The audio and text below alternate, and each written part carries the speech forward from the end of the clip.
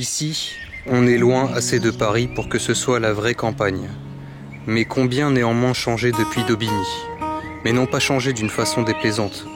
Il y a beaucoup de villas et habitations diverses, modernes et bourgeoises, très souriantes, ensoleillées et fleuries. Cela dans une campagne presque grasse.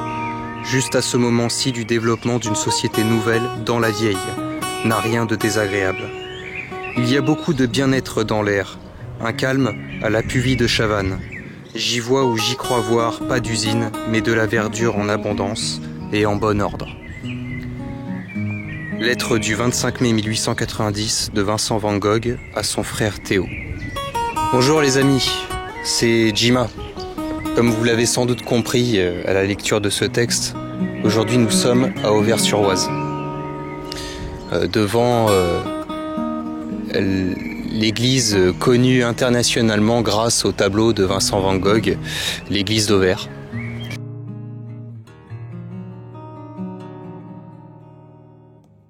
Et aujourd'hui, pour le 6e épisode, nous allons faire une très jolie promenade à Auvers-sur-Oise et un peu aux alentours.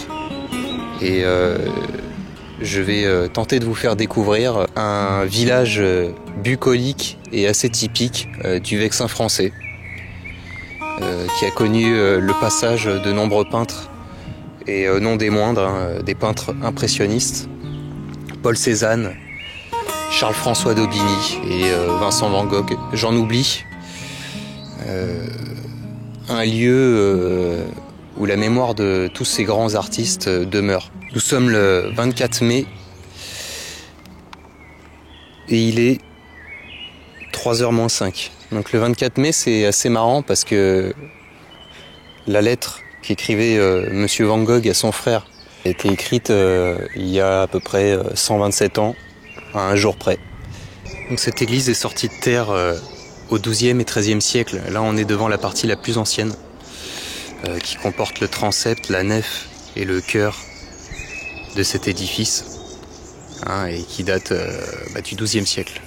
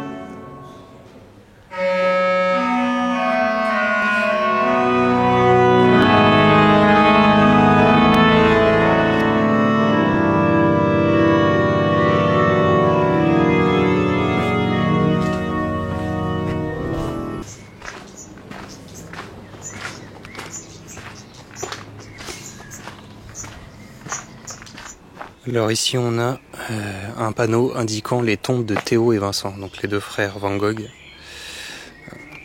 On va se diriger vers le cimetière. Donc là on est dans un chemin de traverse. On est au nord de la commune d'Auvers-sur-Oise.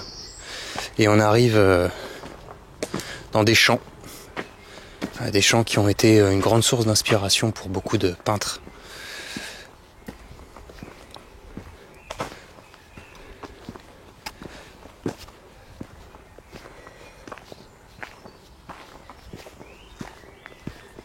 Bonjour. Donc là on longe un petit sentier. Et le petit sentier en fait mène à la petite route. Qui elle-même mène au cimetière. Avant de nous rendre sur la tombe de Vincent et Théo, je voudrais faire une petite aparté sur cet artiste, cet illustre artiste qui nous a quittés 127 ans exactement. Et donc il est né le 30 mars 1853 et il est mort à Auvers-sur-Oise ici même le 29 juillet 1890. Donc il grandit au sein d'une famille bourgeoise où la religion a une place prépondérante car c'est une famille de pasteurs. Dans les années 1870, il fait carrière comme marchand d'art chez Goupil. Cependant, il refuse de considérer l'art comme une marchandise et se fait licencier pour ses idées car elles ne sont pas compatibles avec le commerce. Pour lui, l'art est vraiment quelque chose d'important et lié à l'inspiration et au don. Et il ne comprend pas qu'on puisse marchander avec de l'argent, tout simplement des tableaux, des sculptures. Pour lui, c'est incompatible. Il se tourne vers la profession de ses ancêtres et de ses pères, c'est-à-dire pasteur. Donc à cet effet, il mène une vie recluse, où il a pour seul compagnon quasiment la Bible. Il va errer entre les Pays-Bas et la Belgique, l'Angleterre aussi. Bien souvent avec pour mission d'être prédicateur.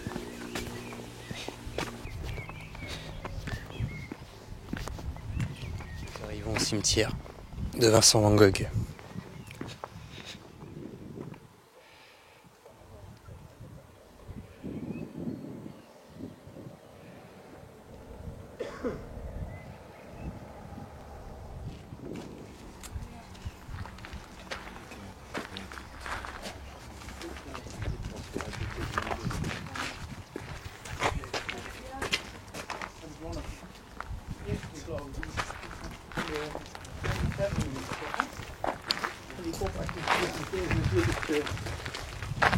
Oh ja. halen. Ja.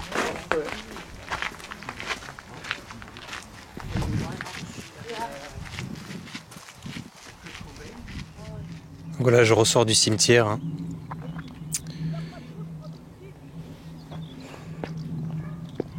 Donc, une tombe très très sobre. On aurait pu s'attendre à quelque chose de beaucoup plus démonstratif. Et non, très très sobre comme tombe. Son caractère dissident, sa fougue, son tempérament excessif interpellent les autorités religieuses et elles font le choix de ne pas le renouveler dans ses fonctions de prédicateur évangéliste. On est à ce moment-là en 1880. Il gardera du borinage belge et des mines de charbon une vision métamorphosée de la vie, la dureté de la misère humaine et de la vie paysanne. D'ailleurs, à cet effet, en 1885, un tableau extrêmement célèbre du nom de Les mangeurs de pommes de terre est dessiné par lui-même et il décrit une scène d'ouvriers, paysans, mineurs, le soir, après le travail. Et les couleurs sont extrêmement sombres et dénotent de la rudesse de la vie paysanne.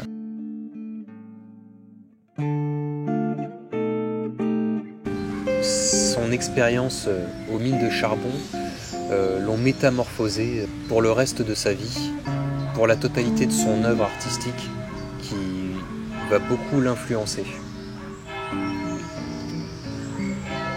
C'est un homme qui constamment voudra protéger les plus faibles, les plus opprimés. Donc contrairement à ce qu'on pourrait penser, ce n'est qu'en 1880, c'est-à-dire à 27 ans, que Vincent Van Gogh décide de devenir peintre. Il faut savoir qu'il est à 10 ans de sa mort. Le 15 novembre 1880, il s'inscrit à l'Académie royale des beaux-arts à Bruxelles. À cette période-là, son cadet et frère Théo subvient à ses besoins. Lui a une vie plus stable, plus raisonnée, plus rangée que Vincent. Il a trouvé une place chez Goupil au boulevard Montmartre, à Paris. Donc suite à l'Académie royale des beaux-arts à Bruxelles, il poursuit ses expériences artistiques à La Haye, dans les Pays-Bas, durant une vingtaine de mois.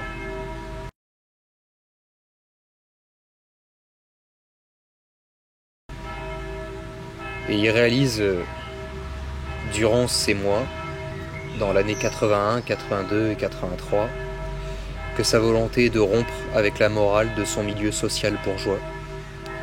À cette occasion, il lit Balzac, Victor Hugo, Émile Zola, Charles Dickens. 20 mois passent à La Haye et Vincent Van Gogh décide de poursuivre son chemin à Drenthe, en solitaire, où il peint de manière compulsive. Mais il faut savoir que Drenthe est totalement au nord des Pays-Bas. Le climat est extrêmement délicat pour un peintre. Le temps est extrêmement pluvieux et il éprouve un sentiment de détresse lié à la météo et à la solitude qui le tenaille.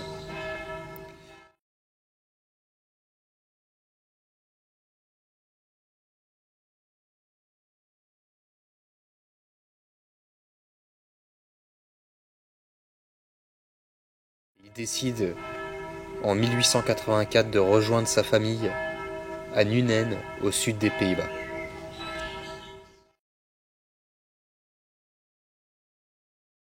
Au contact de sa famille durant ces 2 années, 84 et 85, c'est à cette période que son talent se révèle définitivement. Car il peut exercer son art de manière un peu plus confortable. De 1886 à 1888, il rejoint son frère Théo à Paris, dans le quartier de Montmartre. Et j'ai envie de dire que le milieu parisien de la belle époque sont pour lui ces années les plus heureuses.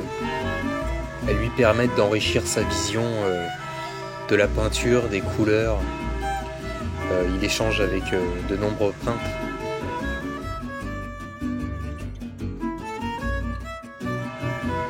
Il découvre en 86 la dernière exposition impressionniste, la 8e. Et en 87, il étudie la rétrospection de Millet. Il fait la connaissance de Toulouse-Lautrec, Paul Gauguin et d'autres. Il échange énormément avec Toulouse-Lautrec et Paul Gauguin. Et leur rêve est de partir pour la lumière aveuglante de la province, où les couleurs de la nature sont extraordinaires. Ces 2 années passées à Paris sont heureuses et riches d'enseignements artistiques, mais sont extrêmement épuisantes pour lui. Il a une vie frénétique et l'absinthe détériore son état mental. Donc en 88, il s'installe à Arles, dans le sud de la France, en Provence plus précisément. À cette occasion, il va peindre des toiles célèbres, La Maison Jaune,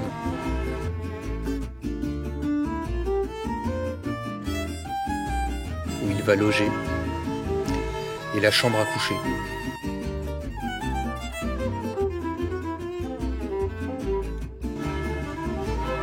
Il veut créer en fait une communauté d'artistes à Arles. Et à cette occasion, Paul Gauguin, un ami qu'il a rencontré à Montmartre, une année plus tôt, le rejoint. Au départ, c'est l'émulation entre eux, s'échangent leurs idées sur des techniques de peinture et l'exaltation de la technique, la jalousie provoque des tensions entre eux. Et malheureusement, le 23 décembre 1888, Van Gogh menace Gauguin avec un rasoir. Gauguin fuit et Van Gogh retourne le rasoir contre lui et se découpe l'oreille. Il l'empacte et s'en va l'offrir à une employée de la maison close voisine. Vincent Van Gogh souffrait de troubles mentaux. Et à l'absinthe, il y a des doutes sur son état de santé. Certains parlent de schizophrénie, d'autres de bipolarité.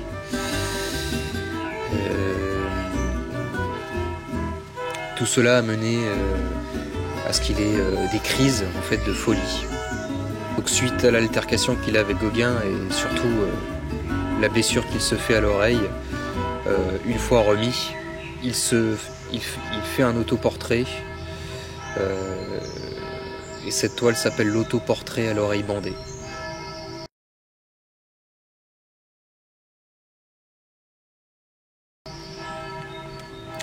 À Arles, il n'est plus du tout en odeur de sainteté et plusieurs plaintes sont dressées contre lui.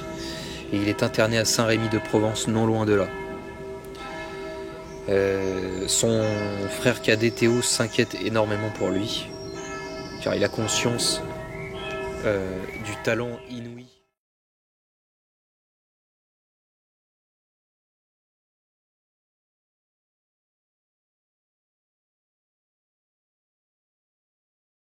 Voilà, il a peur que Vincent ne le gâche. Donc lors de son internat à Saint-Rémy-de-Provence, le frère de Vincent, sur les recommandations du peintre Pissarro, rencontre le docteur Paul Gachet, qui est un ami de nombreux peintres à Auvers-sur-Oise. Quand je dis ami, je m'entends. Il recueille, en fait, il reçoit chez lui à Auvers-sur-Oise des peintres. Faut savoir que les peintres vivaient dans la sobriété la plus totale et avaient besoin de mécènes pour pouvoir exister. C'est-à-dire qu'ils ne vivaient pas de leur peinture, bien souvent de leur vivant. Et donc Paul Gachet était une personne qui recueillait ces artistes avant qu'ils ne soient connus, leur offrait le gîte et le couvert, les soignait et leur permettait de pouvoir exercer leur art. Et donc Théo rencontre ce docteur Paul Gachet et lui parle de Vincent. Il lui montre certaines toiles et Paul Gachet est très étonné et très impressionné surtout, et donc accepte de recevoir Vincent chez lui. Paul Gachet est l'ami de peintres comme Pissarro, bien sûr, voilà, et aussi de Paul Cézanne. Après son internat, il arrive à Auvers le 20 mai et il restera jusqu'à sa mort le 29 juillet. Le docteur Gachet prend soin de lui. Van Gogh loue une chambre à l'auberge Ravoux, que l'on va voir après.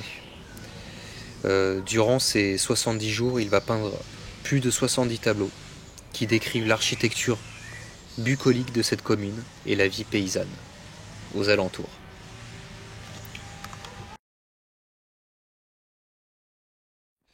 Voilà, je vous ai un peu énuméré la vie de Vincent Van Gogh. Maintenant, nous allons marcher dans les rues d'Auvers.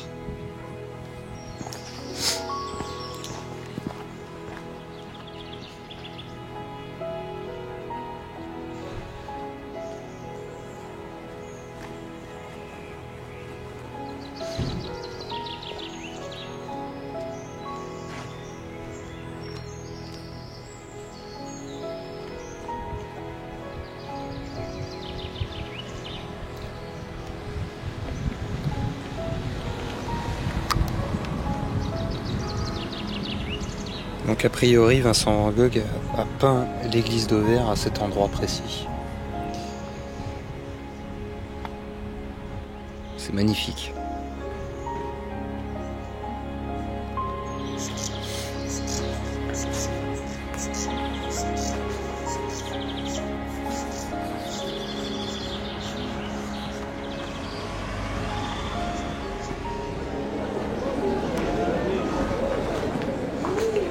On va descendre les marches.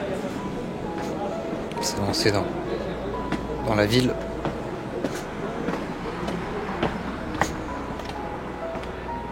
Alors c'est vraiment un village typique du Vexin français.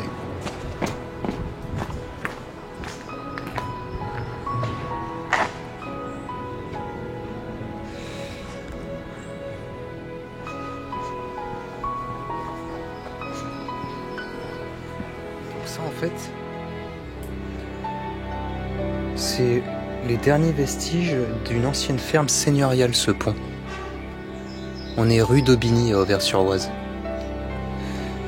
Et donc en fait la reine Adélaïde, veuve du roi Louis le Gros, s'y est établie en 1137. Donc mais ça date, hein. Voilà, un vestige.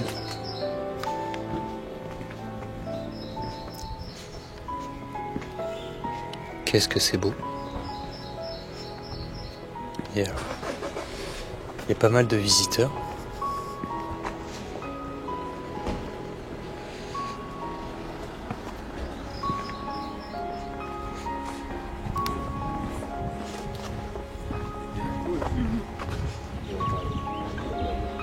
Vincent Van Gogh a marché dans ces rues.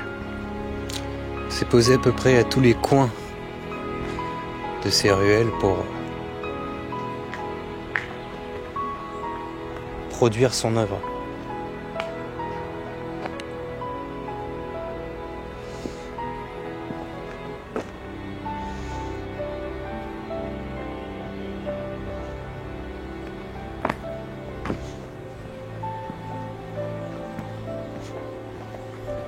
Que Vincent, quand il arrive en fin mai 1890, il arrive ici vraiment pour être soigné, choyé et se redonner une seconde chance. En Provence, il y était parti plein d'espoir. Il voulait découvrir les couleurs, la nature, la Méditerranée. Et il a été chassé. Et c'est une personne en fait... regardez. Petite porte là, avec une date 1641.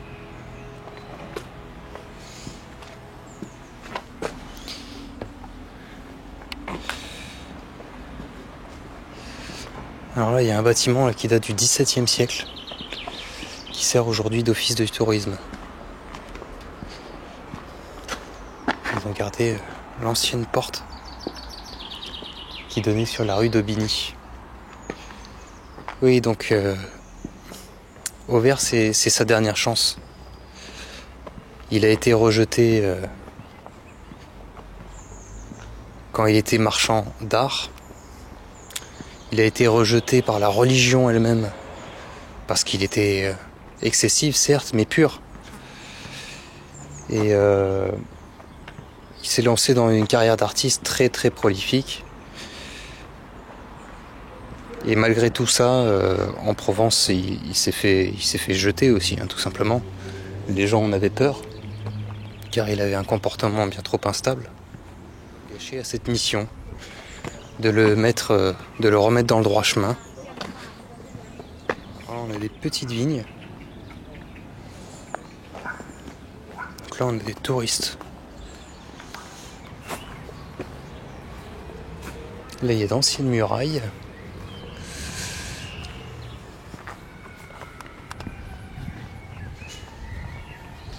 Paul Gachet a pour mission de le remettre dans le droit chemin.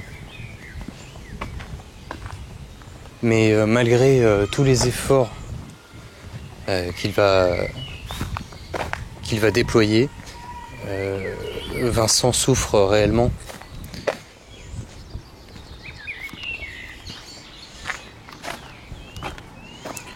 Tiens, ça c'est le musée d'Aubigny. Donc Charles-François d'Aubigny, qui était un peintre impressionniste de la fin du 19e siècle, qui avait fait construire cette maison.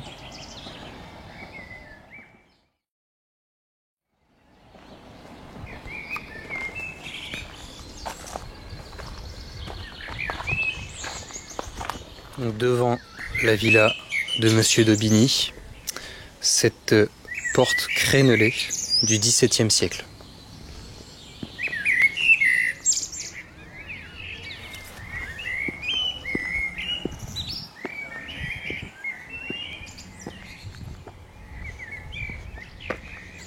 C'est vraiment très joli.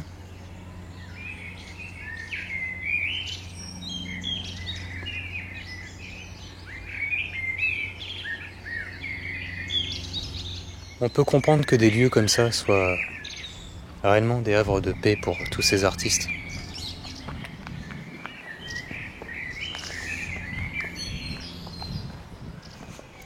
Alors là, on arrive en bas de la rue d'Aubigny. Et il y a des panneaux. Donc ça c'est plutôt cool. Alors, atelier de Daubigny. Ok, on va aller voir. Les Pyrénées, bah c'est là. C'est ici.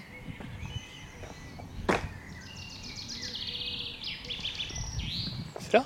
Non. Ça doit être là, je pense. Ah oui, voilà. L'atelier de Daubigny, il était ici. C'est ici. Donc c'est ici que le grand peintre Charles-François d'Aubigny a peint d'immenses toiles, quoi. C'est dingue.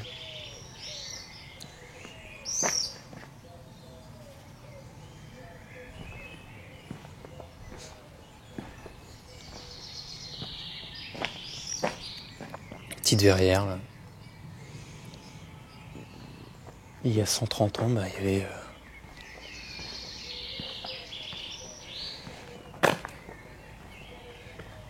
y avait de grands artistes à cet endroit. Alors, là-bas, c'est la maison du docteur Gachet. Alors c'est intéressant ça, car la maison du docteur Gachet, eh bien, notre ami Van Gogh, le 20 mai 1890, il y a toqué à sa porte. Il va falloir la trouver maintenant. Je ne sais pas laquelle c'est exactement. Oui, donc je profite de cet intermède pour vous remercier tous pour votre soutien. Et sachez que je prends de plus en plus de plaisir et je suis de plus en plus à l'aise à faire ces petits reportages. Voilà. Merci et c'est en partie grâce à vous. Rue Caillé. Bon, bah, j'ai pas trouvé la maison du docteur Gachet. Je suis un peu dégoûté. Alors là, on a le musée de l'absinthe.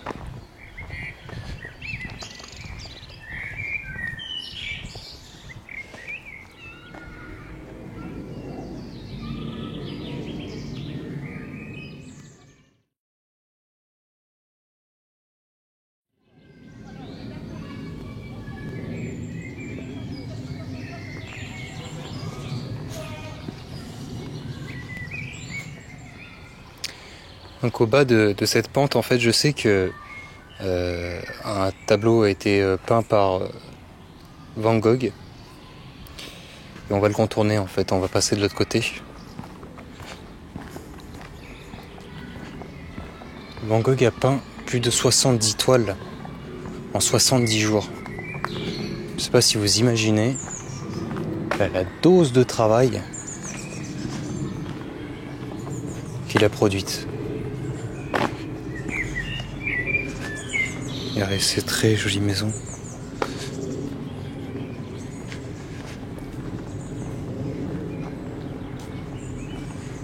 Alors Auvers-sur-Oise, c'est assez marrant parce qu'en fait c'est entre l'Oise, c'est sur la rive nord de l'Oise, et c'est encaissé entre l'Oise et des falaises calcaires qui sont plein nord.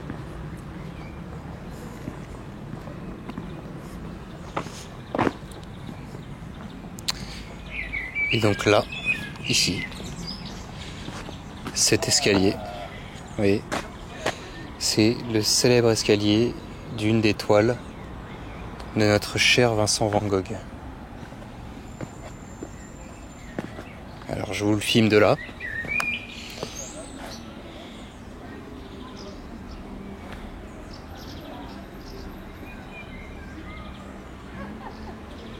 Ici, c'est vraiment un lieu très très célèbre. Regardez comme c'est. Les vignes du pressoir auversois.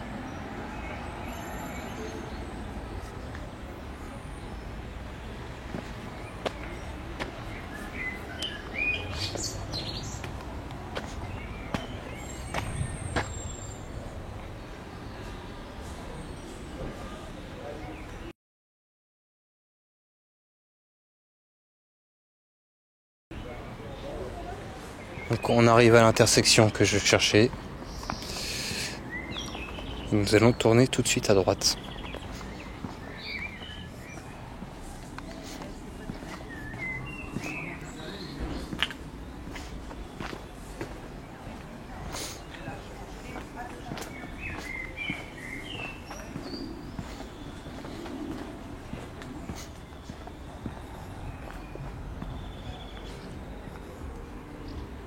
Ancienne porte de la ferme du Montmort, inscrite à l'inventaire supplémentaire des monuments historiques le 2 novembre 1926. Ah ouais, d'accord.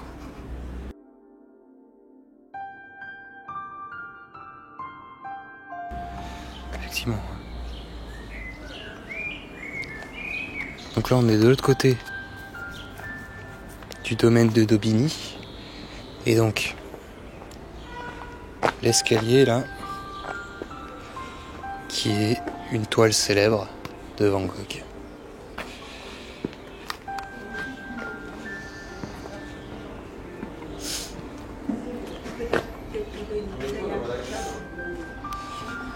Là on va arriver à l'auberge Raboud, là où Van Gogh a séjourné durant ses 70 jours.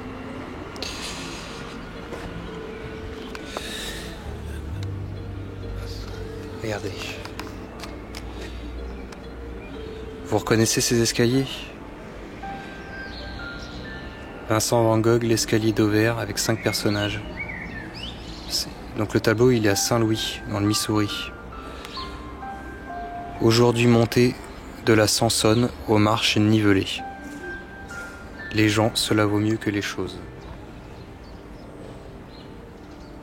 Voilà. Alors avant c'était pas goudronné, hein, c'était de la terre battue. Il y avait un peu moins d'arbres aussi.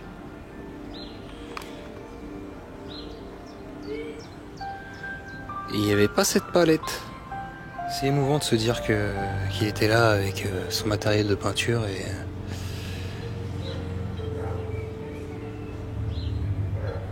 qu'il a travaillé. S'est attelé à produire cette toile.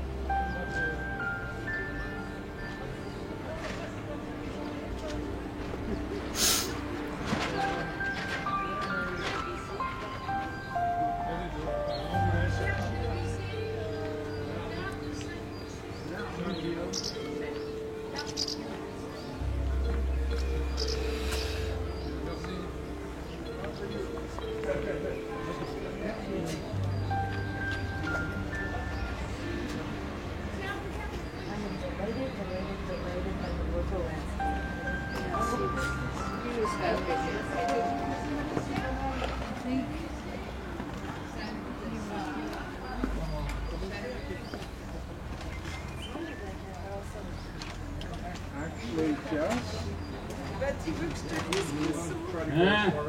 La dernière feuille, elle est remontable. Alors là, je peux plus. Nous sommes en face de l'auberge Raboud, là où le peintre Van Gogh vécut et mourut durant 70 jours. Il louait une chambre pour quelques francs et il avait un repas chaud par jour. C'est à cet endroit qu'il est mort.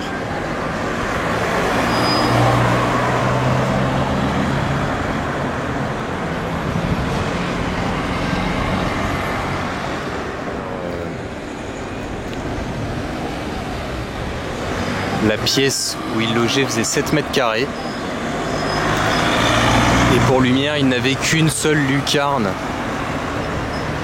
Une seule lucarne pour l'éclairer.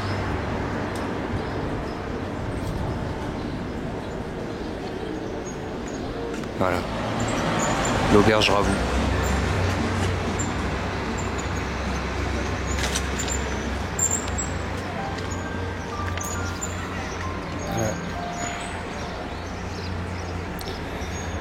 La mairie d'Auvers-sur-Oise.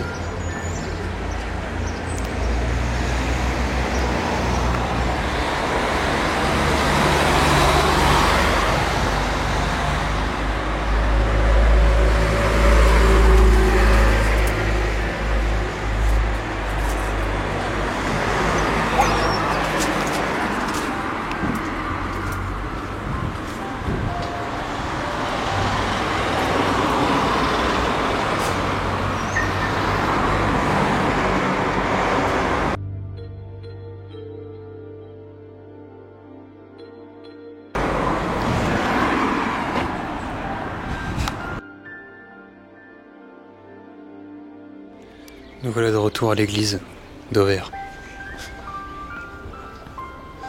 Et on va arriver devant le buste de Monsieur d'Aubigny.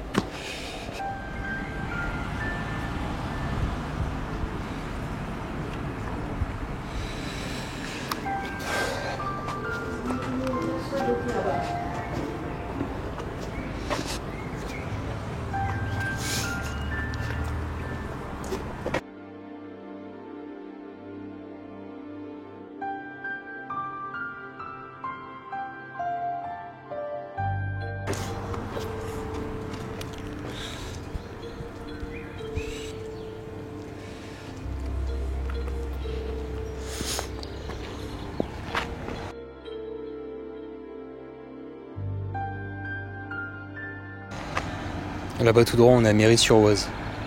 Je sais pas si vous vous souvenez du deuxième épisode, le château des Songes.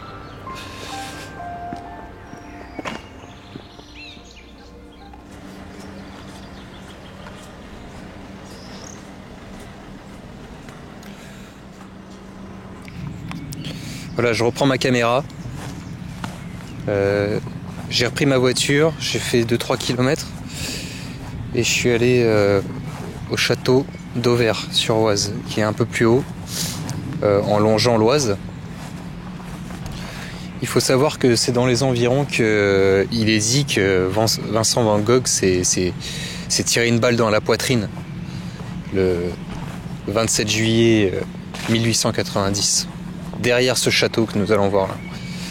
Je voulais pas finir ce reportage sans vous avoir montré quand même ce joli château du XVIIe siècle, qui à l'origine a été construit pour un seigneur italien. C'est joli, hein, ça a de la gueule, hein. Voilà.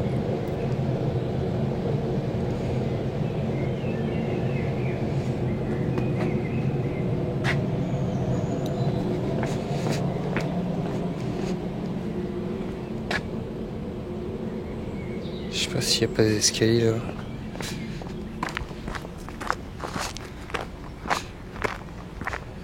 C'est un reportage qui me tenait particulièrement à cœur.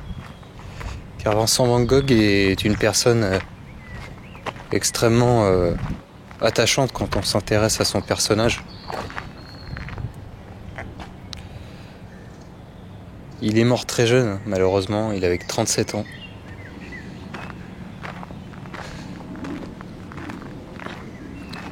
Mais il n'aura cessé, dans sa courte vie, de faire les choses comme il les entendait, et non pas pour faire plaisir au monde, à la société.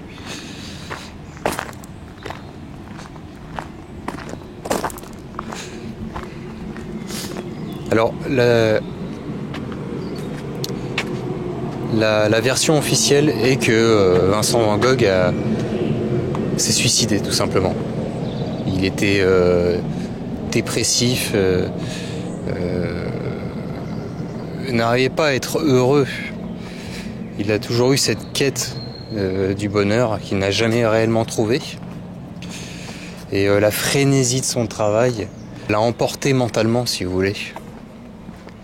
Donc la version officielle, c'est qu'il s'est suicidé. Et depuis 2011, il y a une autre version qui pourrait être très très plausible, qui tend à dire qu'en fait, il aurait été tué par accident par deux adolescents dans les champs là-bas. Deux adolescents qui jouaient en fait avec une arme à feu aux cow-boys et aux Indiens, et qui par inadvertance ont tiré une balle pendant que Van Gogh était en train de chercher un endroit en fait pour peindre une toile tout simplement. Et il y a eu des témoignages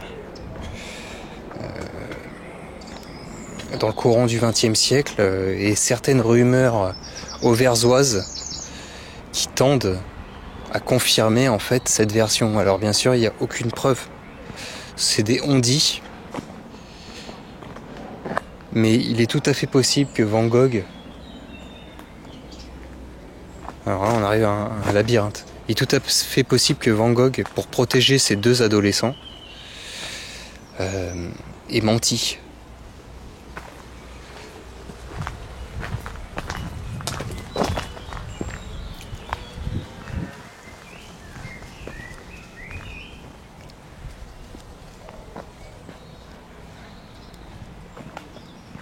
Je vais vous amener après à l'endroit où Van Gogh a reçu cette balle dans la poitrine.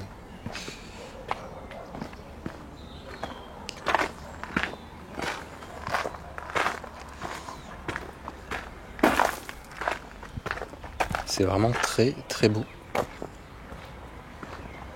Petit jardin à la française. Ça valait le coup quand même de venir ici. Regardez-moi ça. Et donc, ici, là, tout là, le long, là, c'est l'Oise en fait.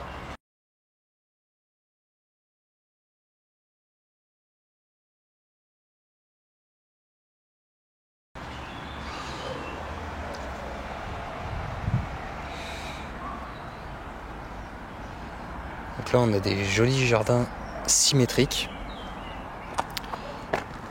Voilà. La façade sud de ce joli château. Petite vue sur le labyrinthe.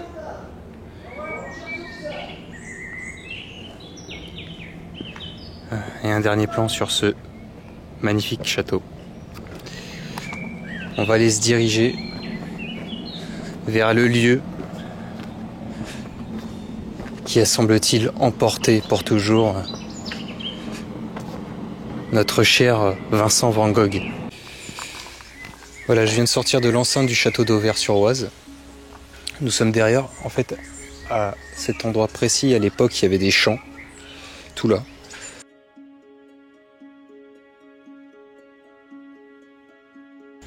Vous voyez le petit panneau avec la flèche. Il y a un autoportrait de Van Gogh. Et donc, je vais tout simplement vous lire ce qu'il y a de marqué sous le portrait, l'autoportrait de Vincent Van Gogh. Dernier des autoportraits de Van Gogh, celui-ci a été commencé à Saint-Rémy-de-Provence et achevé à Auvers. Il est placé à l'endroit même où Van Gogh, l'après-midi du 27 juillet 1890, s'est tiré dans la poitrine la balle dont il devait mourir 2 jours plus tard.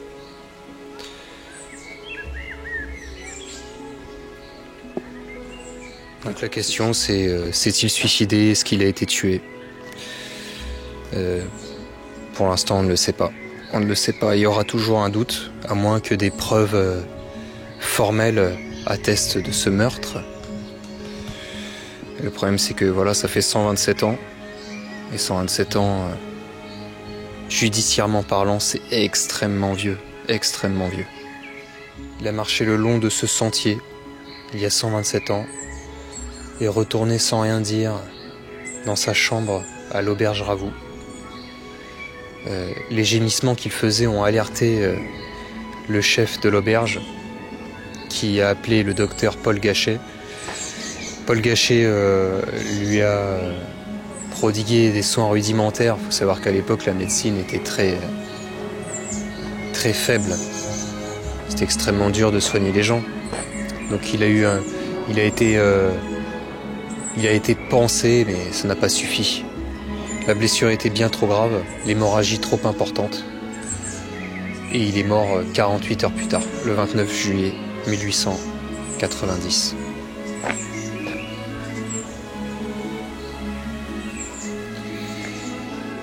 En prenant la voiture et en me dirigeant vers le château d'Auvers, j'ai vu un autre panneau avec maison du docteur Paul Gachet. Donc on va s'y rendre. On va s'y rendre parce que j'aimerais vraiment vous la montrer. C'est vraiment un lieu symbolique d'Auvers. Et c'est le lieu en fait qui symbolise l'espoir de Van Gogh, sa résurrection. Mes amis, ça y est, je suis dans la rue du docteur Gachet, Paul Gachet. Alors maintenant, il s'agit de la trouver, la maison.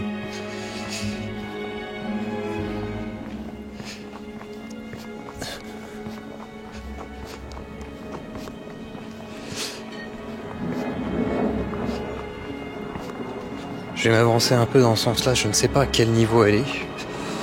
J'ai dû demander à 2 personnes avant.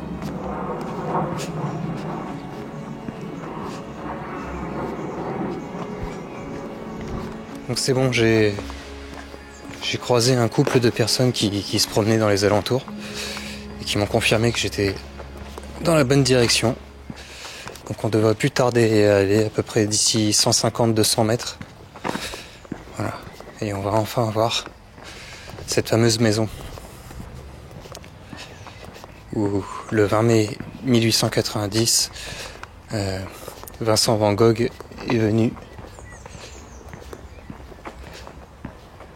chercher assistance. Voilà, elle est là. Elle est là. La maison du docteur Gachet.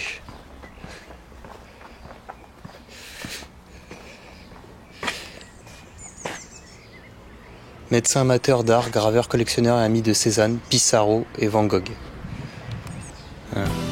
Portrait de Van Gogh, du docteur Gachet. Achevé dans la maison du docteur Gachet, aujourd'hui 78 rue du docteur Gachet. Je crois bien que je resterai ami avec lui et que je ferai son portrait.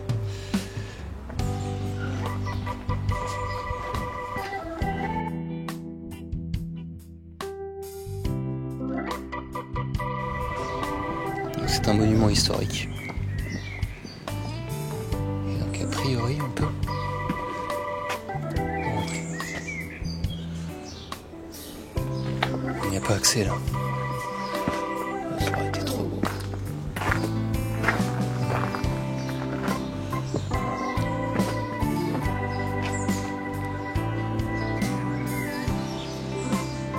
Alors c'est super, en fait c'est en entrée libre, donc on peut rentrer.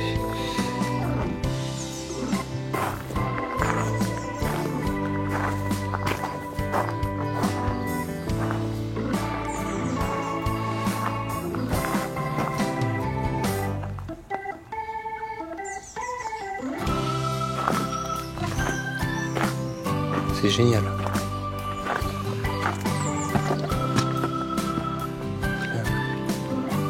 On voit bien la maison. Et on est sur une petite terrasse. Vous vous rendez compte que c'est un endroit où de grands artistes ont foulé le sol.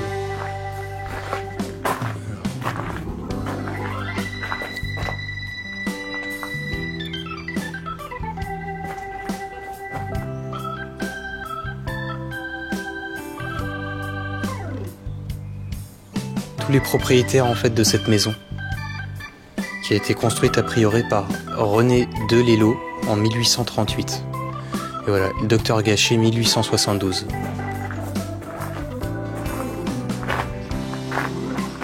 C'est magnifique. jardin impressionniste.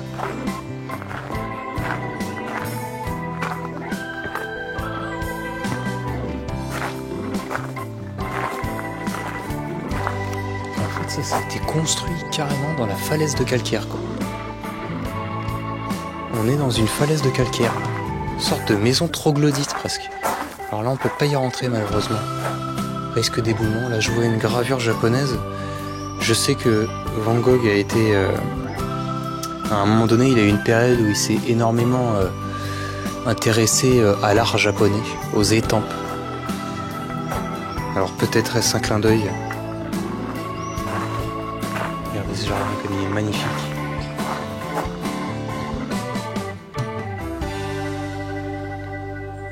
Je suis extrêmement heureux de pouvoir rentrer là, c'est inespéré, je pensais pouvoir juste filmer la façade. C'est merveilleux, je suis extrêmement content.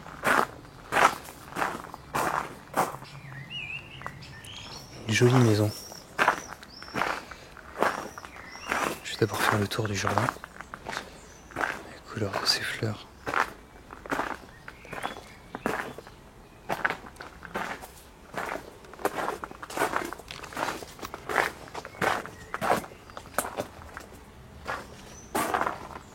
Si on peut.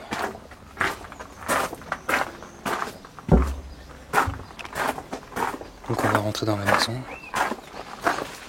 Bonjour.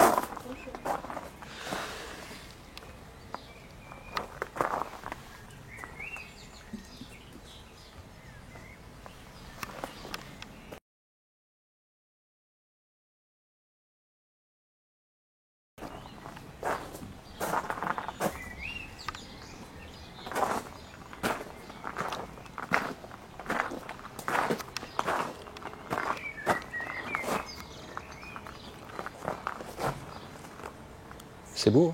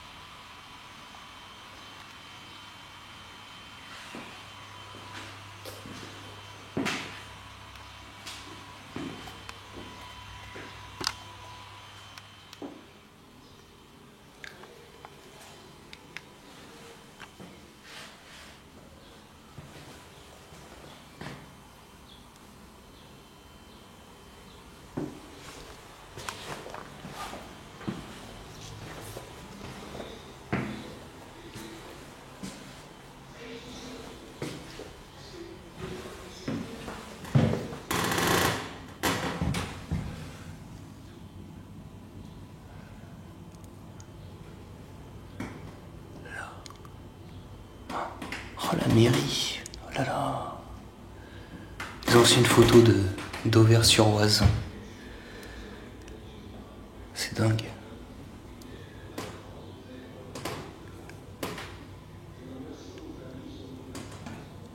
Les carrières.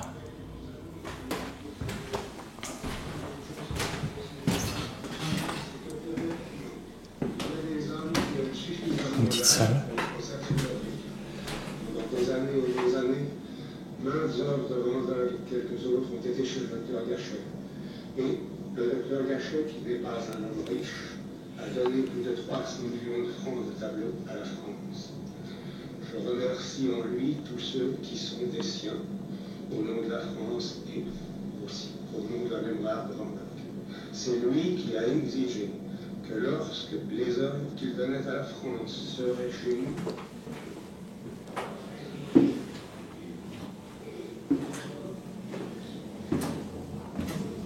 son cabinet.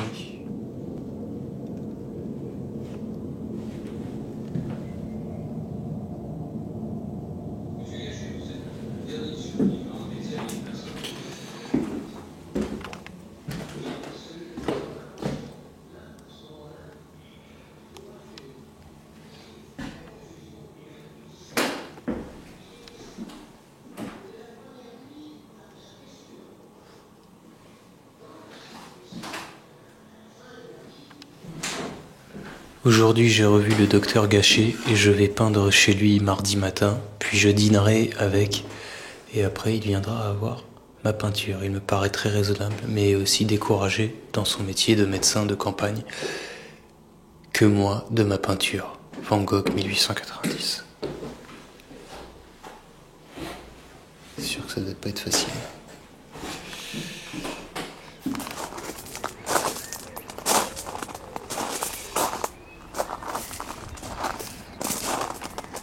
Là, on a une magnifique vue d'Auvers, de la terrasse du docteur de Paul Gachet. Extraordinaire. J'aurais pas pu rêver mieux. Voilà. On a visité la maison du docteur Paul Gachet. Et regardez là sur les marches. 1872 Pissarro. 1872 Guillaumin. Paul Cézanne 1872. Et 1890 Van Gogh. Tous les peintres que le docteur Gachet a reçus chez lui. C'est extraordinaire. Voilà, c'est sur ces images très très émouvantes que je vais vous laisser. Un épisode riche en émotions, un peu sur les traces des derniers pas de Vincent Van Gogh. J'espère que ça vous a plu et je vous souhaite à tous de bien vous porter. Et on se retrouve très vite pour un prochain épisode. Allez, à bientôt à tous. À très vite.